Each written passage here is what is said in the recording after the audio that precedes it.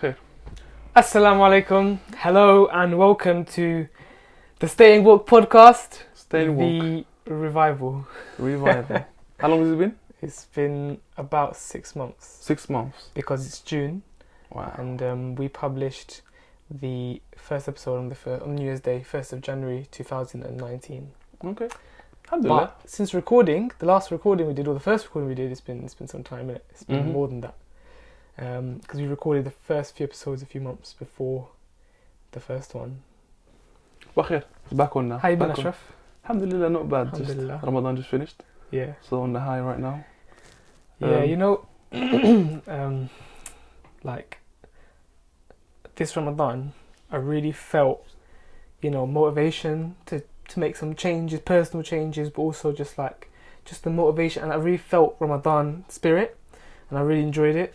And as soon as Ramadan ended a few days ago, I felt, I felt the shayateen back in the air, man. Honestly, you know what I mean? To be back on guard. Like I felt the temptations just swarm in instantly. Mm-hmm. The temptations, just even the little things, like the temptations of the whispers of, you can delay your salah, or do this instead of reading the Quran. Get into work and do this and do that, and you got all this to do. Even sleeping, like even after Ramadan finished, I feel like I've been sleeping more. No. Wallah, it's true. I find the same thing. Like in Ramadan, go on. No, go on. No, in Ramadan, I was gonna say, because you mentioned sleep, and that's exactly what I find as well in Ramadan. When it's Ramadan, boy, I can go without sleep. I stay awake from Fajr time, go work, come back, eat, pray, whatever, go Taraweeh, chill, Tahajjud as well. literally, and I come back, 4 hours sleep, and I'm good. But outside Ramadan, I'm like, damn, what's the actual issue? The motivation for Tahajjud and just wanting to be up in the night during Ramadan was quite obviously it's just the atmosphere, the atmosphere of wanting to do good, and that's the blessing of Ramadan as well. The fact that Allah subhanahu wa ta'ala does take away the shayateen and the temptations in the constant whispers. I think He takes away those things, and so He puts us and He gives us the atmosphere where every Muslim is wanting to do the same thing, and everyone's pushing Ramadan, do more good. So you're in an atmosphere where it's easy for you to do good. Do you know what I'm saying? Because everyone's together. But I think I saw a quote, it was so amazing. It said, isn't it funny that we feel so satisfied in Ramadan, so, peaceful,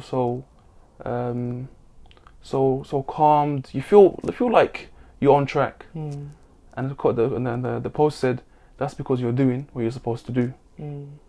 But the thing is that in Ramadan, we're on track.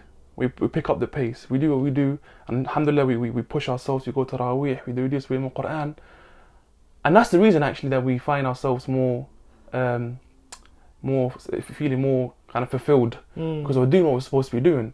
That's why Allah created us. Allah says it. وَمَا خَلَقْتُ الْجِنَّ وَالْإِنسَ إِلَّا لِيَعْبُدُونَ. I only created the jinn and ins to worship me. And only when you do something that you were created for, or do the thing you were created for, do you find tranquility, because that's what you're created for. A phone is only useful when it can do what a phone can do. Do you know what I mean? That kind of hit the nail on the head. SubhanAllah, we actually only feel satisfied in Ramadan. Well, of course, the factor of Ramadan being a blessed month plays a big factor. But it's the point of we're doing what we're supposed to be doing in Ramadan. And that's one of the key things that makes us feel satisfied. And actually, we should take that outside Ramadan, man. Personally, it should be everyone's goal to take their Ramadan habits outside of Ramadan. But if we do that together, take whatever good habits we take, even if they're small habits, then that feeling of tranquility, of strong iman will always be higher than what we have currently outside of Ramadan. That reminds me of is, alhamdulillah, we've had that feeling in Ramadan, but I feel like Allah subhanahu wa ta'ala is so merciful that He gives us that potential feeling to have every day, multiple times a day, because of what salah is. Because salah, you're submitting yourself completely to Allah subhanahu wa ta'ala's will. You're doing actions which are purely for Him, which don't necessarily make any logical sense for you to be doing these actions. Why are you going down? Why are you prostrating? Why are you doing this? It doesn't necessarily make entire logical sense in terms of if you're just thinking about it from our perspective. Yeah, there's no reward in it. You don't get anything out of it. Logically. Exactly. And there's no tangible physical reward that you can see. Do you get what I'm saying? 100%. But salah, praying, it is a state of submission. You're entirely submissive to Allah. And obviously, to be a Muslim is about the one who submits himself to Allah. So Allah subhanahu wa ta'ala has given us prayer as something where we completely submit ourselves. In the same way that fasting is something where we completely submit ourselves during the day because we're abstaining from certain things. We're doing something which is against our nature. You know, we eat and drink. That is part of being an animal, being a human being. But fasting, it takes us out of that. And it is something where we're completely submitted to what Allah subhanahu wa ta'ala desires from us. And so in the same way that with salah, if we're able to do salah properly, like, you know, take our time in and perform the actions properly with khushu', like even though even sometimes we're not able to have entire khushu', but just doing the actions properly, they put you in a certain frame of mind which makes you elevated. It makes you feel elevated anyway. You know, like, because I feel like it's because you're being submissive, because you're doing actions which are purely submissive to Allah, in the same way that you're talking about with Ramadan. No, 100%. You know, it just elevates you. It elevates your inner status as well. Yeah. SubhanAllah, no, it's true. I find it that the habits within Ramadan. Yeah. Well, firstly, you mentioned a good point here about when we do certain things for Allah subhanahu wa ta'ala, like prayer, fasting. It doesn't really make sense. It doesn't really make sense to a non-Muslim at least, yeah, because they're thinking, why are you putting your head down? Why we can have it. We fast. Fasting is a better example actually, because fasting, you're literally starving yourself. Why would we starve ourselves? Why would you starve yourself? Someone asked me at work, not one, many. How long do you fast for? And when I tell them 16 hours, they're shocked. They're fully shocked. This year, people have been talking a lot about this. Not even water. People making t-shirts on it, you know? Yeah. I saw baby videos on that, yeah. A lot of people talking about not even water. And then I've been seeing a whole brand made out of not even water. But through Ramadan, people have been wearing these t-shirts. And it's got a certain purpose. It's trying to educate people. This is what Ramadan is about. But it shows how illogical it is. Go on. But that's true. That's funny as well. They're not even water. But what I was gonna say is that maybe this is my thoughts here. I want to know what you think as well. When we live, for example, when we grow up, living in a society at least, there's this idea of everything is flashy. There's cars, there's chains, there's watches. Even though I don't wear chains, there's watches. There's many different things, and they're all materialistic, And the idea is that I find, at least that I found growing up, is that for you to chase something, or for you to want something, you need to make sure that thing is has benefit in it and has a reward in it. I'll give you an example. Someone sacrifices their sleep for work, but they only sacrifice their sleep for work. Why? Because they know they're getting that paycheck at the end of the month. Yeah. Even though Islamically that's fine as well, but I'm just talking about the idea. But hear me out. When we do certain things for Allah subhanahu wa ta'ala, when we grew up in a society where every reward we get is materialistic and always tangible, you find that the sacrifices you make for Allah subhanahu wa ta'ala, they don't necessarily give you anything back in this dunya. You don't get you don't get paid for going salah. You don't get a cup of honey for fasting during the day. But what's Allah subhanahu wa ta'ala building in us? He's actually breaking the idea of desiring the immediate. And Allah's saying to us, no, there's even an ayah about it. Indeed, you love the immediate, but you don't wait for the coming reward. That not everything you do or sacrifice for has to be rewarded right away. And that's something that I find that maybe a lot of us Muslims kind of pick up from the society, is that we want a reward for our actions, which is normal, but when we apply that same thinking for our ibadah, our worships, we find that there's no actual reward in this dunya. So people sometimes, we can end up slacking subconsciously. Oh, what am I going to get up? But realistically, for money, everyone gets up. Because there's a tangible reward. It's true. And the thing is, it's difficult, I think, for us to put those things in perspective, because the reward that we seek, or the reward that inshallah will be granted from Allah subhanahu wa ta'ala, which is ultimately Jannah. Sure. Yes, there's also lots of blessings that He can give us in this life, and perhaps they're related, and yes, they are related. That's the infinite mercy of Allah subhanahu wa ta'ala, is that His mercy is not limited to just Jannah. He also rewards us in this life. That's how beautiful it is. But I think because Jannah is something that it's out of the realms of our universe. Eternity is something that we can't, as limited people, imagine and understand. And also because it just seems so far off, even though relatively it's very near. 100%. It just seems so far off. So it's difficult for us to put that in perspective. But do you know what I find? Like a way that personally worked for me, yeah, that made me kind of appreciate or want to sacrifice. The thing is, yeah, like, look, we're human beings, yeah. You know, yeah, I think so. Don't worry, you clarified that for us. Human beings, yeah. And naturally, when we do something, we want something back for it, yeah. But Allah subhanahu wa ta'ala understands that. I think we're forgetting that Allah subhanahu wa ta'ala is the one who created us like that. He engineered within us that desire to want something back for whatever it is you sacrifice. If you sacrifice effort, you want something back for it, you sacrifice money, you want something back for it. And Allah created that within us. But the thing is that if we want to be able to sacrifice for Jannah, how are we going to do that if we don't know what the reward is? Do you know what I mean? Why would you give up something in this dunya that's haram for Jannah, but you don't know what Allah subhanahu wa ta'ala replaces your sacrifice for in Jannah with? Yeah, it's very true. Do you know what I mean? If we don't know, or if we don't kind of educate ourselves with what Jannah is blessed with and what's within it, then why would you yearn for it? It doesn't make... Look, bro, if I just told you I got a job for you, you're going to ask me, what are the specifics? Why should I leave my current job to go for that one? Yeah. And that's the same thing. If we're gonna be Muslims who sacrifice for our afterlife, we need to understand that we need to be aware of what the reward is for you to desire it over what you currently have, which is maybe haram. Does that make sense? That's why gaining knowledge and learning about these things is so important. And obviously, it's very easy to learn about Jannah, especially because it's enjoyable to learn about it. It is, because Allah subhanahu wa ta'ala gives it all in the Quran, just He gives it to us very plainly, very clearly. Like, there's a lot that we can obviously delve into in terms of tafsir, but Allah subhanahu wa ta'ala gives it to you so, like, in Jannah you will have this, in Jannah you will have this tree, and you're going to have this river. Something really beautiful that I was reading the other day, I was listening to the other day, is it's a description of the heavens, and Allah subhanahu wa ta'ala is describing this as a heaven. I think it's actually a hadith, which was about a specific ayah describing Allah subhanahu wa ta'ala's throne, and the Prophet ﷺ said about this universe is the first heaven that Allah subhanahu wa ta'ala created, and it is in comparison to the next heaven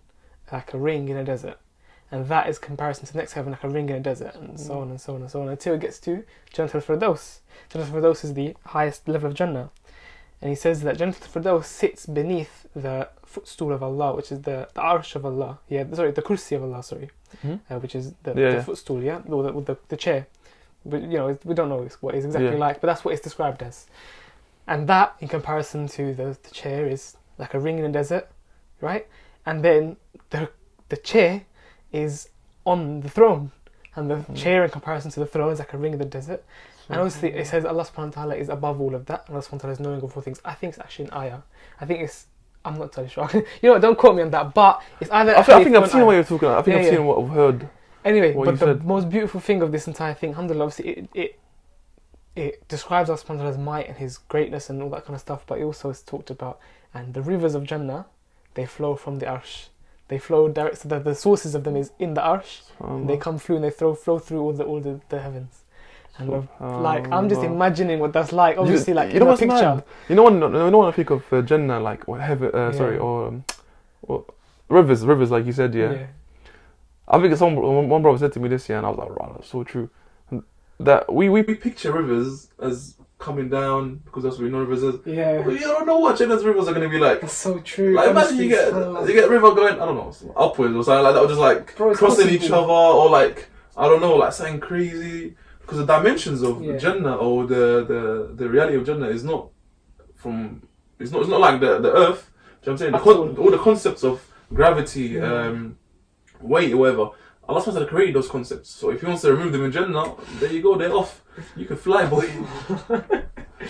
But it highlights the importance of gaining knowledge, of educating ourselves, and of seeking education, and if trying to educate other people as well, because it's all good gaining all this knowledge for yourself and trying to research for yourself, but if you're not going to spread that knowledge, then you are not a productive person. Bro, that's so... I think it's even one Sahaba or Hadith here. He said that the most beneficial knowledge is the knowledge which benefits the people. Some of the Sahaba, bro, used to cry because people didn't come up to them and ask them questions. Because no one asked them questions and inquired about, I don't know, a question about, I don't know whatever it is, bro, about their situation they're going through and what's the Islamic ruling or what's the opinion on this. They used to cry and think, I'm not being useful to the Ummah. I'm not, like, subhanAllah, like, that's deep, man. That's deep. I have two things to say on that, because the first thing is that it just highlights the Sahaba, how amazing people they were in terms of how they were able to see things 100, 200,000 years in the future. They could see how, not for fortune selling, but they could see how a certain action or a certain thing was going to have consequences so long in the future. So recently, I've been thinking about Umar al-Khattab a lot. You know, I've been thinking I have a lot of love for Umar al-Khattab as a, you know, like in my heart, it's unexplainable. It's that unconditional kind of love, you know, but it's just like, I just love him, you know. And obviously I know Abu Bakr is like the greatest companion, but for some reason in my heart, it's not like I don't love him. It's just that I feel more related to him, maybe. I love him, relation. I feel like I'm more like Umar al-Khattab, you know. Yeah. The thing is that after a chat, in case you start hating me or something. No, that's the thing is that I've been told that sometimes I'm quite a blunt person. You know what I mean? Yeah. Yes. I'm aware. I want a journey of self-growth. Yeah. This is the journey of life. But anyway, I've been thinking. Umar Khattab, yes, he's known for his harshness, right? And he's known for being blunt, and he's known for being a certain way, straight up. But the thing is that I was thinking, look, he is the third best person to walk the face of this planet for a reason, you know. So if I want to gain love for him, and if I want to understand him, and if I want to be more like him, like I'm trying to say, oh, maybe my character's like Umar Khattab, like. Really, who am I to say that? He's such a great man. Yeah, but I know what you mean. But if I want to be more like him, if I want to try to be more like him, I need to really understand him. So I started reading this extensive series of books about his life, and it goes really in detail. So I've been understanding a lot and really understanding how Umar Khattab, his ability to look and see the future, how, you know, I forgot the exact story, but I'll tell you later. It's a really beautiful story. But anyway, it highlights everything for me, is that the need for education, the need to have a vision, educate. Man. Yeah, exactly. And so that's why I think with this podcast, alhamdulillah, what we want to be doing with the podcast, for me personally, is that I want it to be a source of education. I want it to be a source of helping people develop their thinking, because I want us to be talking about relevant topics like that occur in our society, that we see every day. You know, the problems that we see every day, the problems that we don't see every day, the problems that happen in the world, and especially stuff that happens, like the stuff that are really going to be affecting us, right?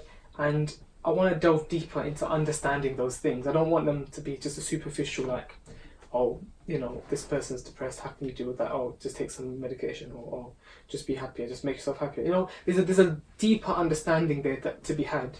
And so I think with this podcast, that's what we want to do, is we want to have discussions that are deep in the deconstruction of these certain concepts, ideas, and things, and then is to educate, you know, and to educate ourselves as well, because we learn from each other. We learn from just having the conversation. It pushes our thinking, and inshallah, I hope it can push our listeners' thinking as well. You know, that's the goal anyway for me. Yeah, for me, both of us. For both of us.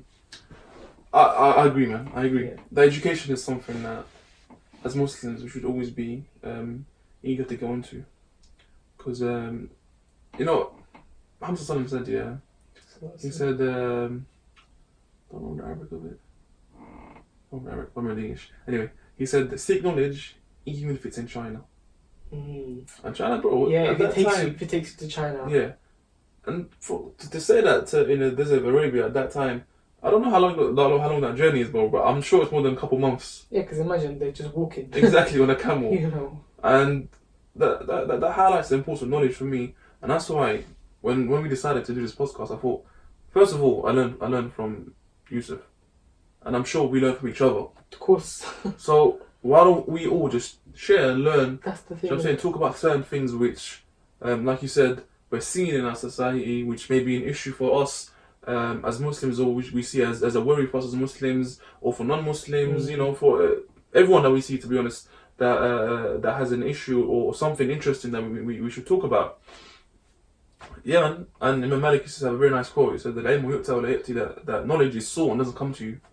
That we should always be able to talk to each other and ask each other questions, because that's something I find awkward in the Muslim community these days. That like we go mosque and people just walk out and go home. Like, where is that discussion? Where is that convo? Assalamu alaikum, bro. How you doing? You okay? And just have a convo. There's this thing, yeah. I don't like that.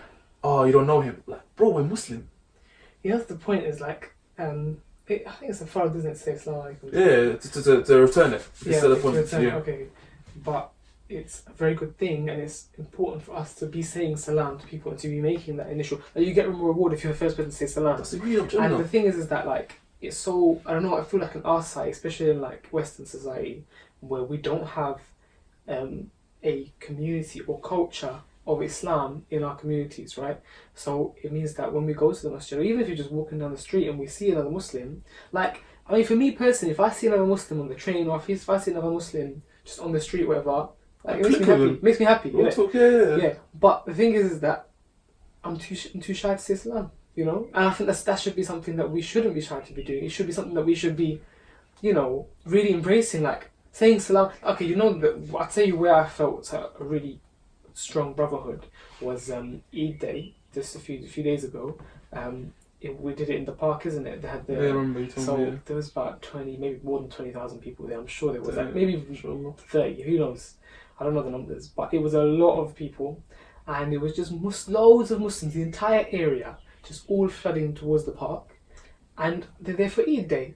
So everyone, obviously after Salah, everyone's saying salam to each other. That's a culture within our communities, that we say salam to each other after the Eid and give each other hugs and everything like that. And you know, just the fact that there was everyone on that day was had that one thing in their mind, which was celebration for Allah subhanahu wa ta'ala. You know, it's all about end of Ramadan. It's not like a secular, you know, celebration. It's like a... Well, this might want to bite me.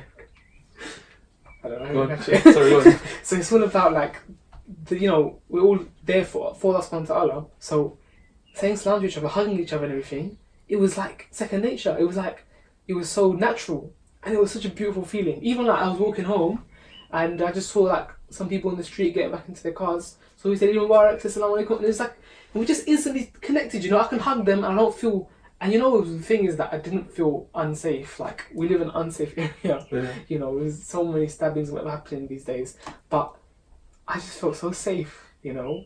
Just because it's that thing, man. Like, you have a bond with this person, not based on something very shallow, like a color, like a country. No, you have a link with this person or connection with them based on an idea of Islam. So naturally, we're gonna click, man. And like you said, on Eid, that's beautiful, man. On Eid, 20,000 people get together in the park, and after Eid Salah and the khutbah, people are saying salam to each other, saying you know, how you doing, Mubarak, da, da, da. And that should be the case outside of Eid, man. Because the thing, 100%. Because the thing is that we don't know, what we're going through, what each other, okay, what one another's, what each person is going through. We don't know that, unless you ask. Yeah. So how are you supposed to help a Muslim, or be a good brother who can support him, maybe get him out of his difficulties if he has any, if you don't talk to them? Do you know what I mean? And there's a beautiful hadith here. Prophet said it's a very long hadith. مثل المؤمنين في تعاطف. So مثل المؤمنين, the like of the believers in their compassion, in their kind of mercy to each other, and another factor. They're all describing kind of attributes which show brotherhood and unity. And Prophet described that we are like one body. We are like one body. He says the like of the believers in their compassion, in their love for each other, and is like one body. When one part of it aches, the other feels the pain. And as Muslims, we can't feel each other's pain if we don't talk to each other. Do you know what I mean? We can't educate each other or raise each other's awareness if we don't talk to each other. Do you think that's right to say? Completely, man. Completely. Alhamdulillah. It's very true. And I think, inshallah, maybe in that, hopefully, we might be getting some guests on the podcast. If we can. And talking through some things, talking about, things like I'm sorry about that, guys. We had a little bit of a hiccup there with the audios. But don't worry, alhamdulillah, I think the audio is still saved, so we have the audio. It's just for that 5 minutes it wasn't that great, but we will be sorting all that out. Don't worry, we're on a learning process, innit? It won't happen again. Obviously, as you know, we're on a learning process because we did our first episode and then just went quiet for a very long time. But alhamdulillah, we're having a fruitful discussion about brotherhood, unity, and love. And I think what I was going to say, I had a point in my head. I was going to say, as an ummah, we're very. Sorry, I was going to say about guests. So, guests. Inshallah, we should be getting some guests on the podcast. Please let us know. Follow us on Instagram. Staying Woke Podcast. No, it's at Staying Woke Podcast, not the Staying Woke. To be honest, I swear, the name just plays around my head. Sometimes I say, Staying Woke the podcast, the Woke podcast, the Woke bros, the Woke. It's alright. We just got woke in there. It shows that we're awake. We're not sleeping. As long as you say woke is good. As long as you say woke, you're on track. But follow us on Instagram. Maybe we should have the. We'll put our little things there. Email us if you have any queries, if you have any, or DM us on Instagram. Just give us some feedback on the episodes, how they are, how we can improve, what you want to see from us.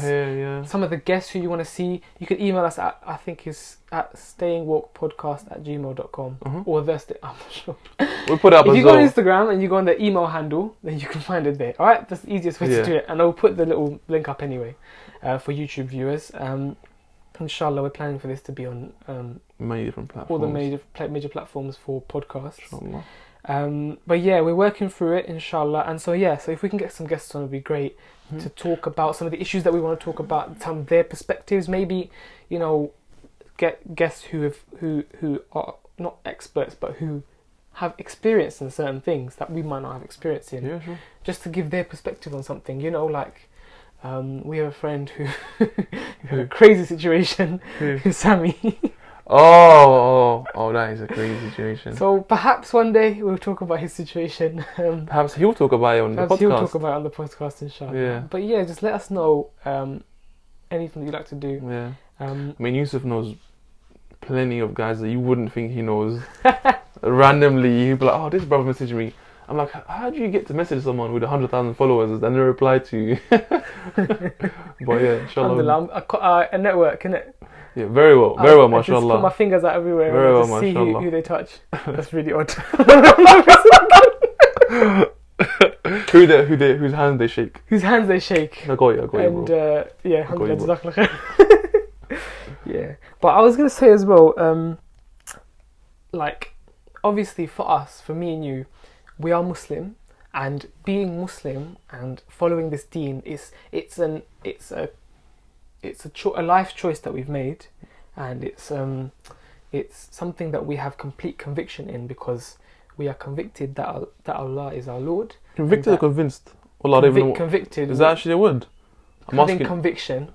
I'm not sure about convicted. I think convicted is the word. I'm not sure. Let's just say. Having conviction. It means complete certainty in your belief. In your belief, yeah. And so basically, look, we believe that Allah subhanahu wa ta'ala is our Lord and that He sent down the Quran to dictate to us how we live. And within the Quran, He's told us that it holds the solution to all of mankind's problems. 100%. And the Prophet sallallahu alaihi wasallam, he was sent as a walking, talking Quran, essentially, in terms of he was sent as the perfect example for us to look at, to see how we should live our lives and how we should solve our problems. And so look, this podcast is about staying woke, is about being aware and conscious of all the problems of the world and all the different things that are going on, and trying to be aware of the solutions as well, of how. And this is why we relate it to Quran and to Sunnah and to Hadith and everything, because for us, this is the most important thing. And I think for everyone, it should be the most important thing, because it is important, you know, 100%. and it holds a solution. And so that's why, you know, that's why our conversations will be led, I think, down a certain route when we talk. But we're going to try and talk from a perspective of just logically thinking about things. Just, you know, trying to be open to different ideas, I think, as well, in terms of like different arguments. Yeah. And Discuss them. yeah, hopefully just discussing those arguments as well, seeing the good points of those arguments, seeing the bad points of those arguments, and hopefully having more clarity. I think that's what staying woke is all about, is when you're woke, when you're conscious, when you're aware, you have clarity in things, and you have clarity in just how you're going to do. Like that one, innit? Staying woke is the coffee. No? Like, you drink it. Yeah, we'll so go with that one. Stay woke. Inshallah. This mic keeps touching my neck. But are we ending it there? I think we're going to end it here. Khair. Apologies. I just want to let you know, by the way. Go on. Obviously, you know. Most people know. What? But since we started the podcast, I started writing poetry. Oh. And I started doing spoken word. Thou shalt not enter the sea until we... I'm joking. I'm joking. No, but alhamdulillah, from that, I've been able to build a little bit of a platform, and inshallah, going forth, like, this podcast is about all that as well. It's about, it's called Conscious Rhymes, if you want to follow me on Instagram. That's him. I can't do poetry. Conscious Rhymes _ Excuse me, I can do poetry. But consciousrhymes.com. Yeah, we have conscioussrhymes.com as well. It's coming soon. Inshallah. But it is there. Inshallah. No, really check out his but stuff. it's not just about like not just about checking out and all of it. It's about hear it out. There's a hearing. There's you know, inshallah, I've got big plans coming soon. Not just with the podcast, with other things as well. We're going to be working on lots of things, trying to. I think education is the most important part. It's trying to educate, trying to provoke thought. This is the most important thing for me, is about provoking thought. This is what this podcast is about as well, is about provoking thought.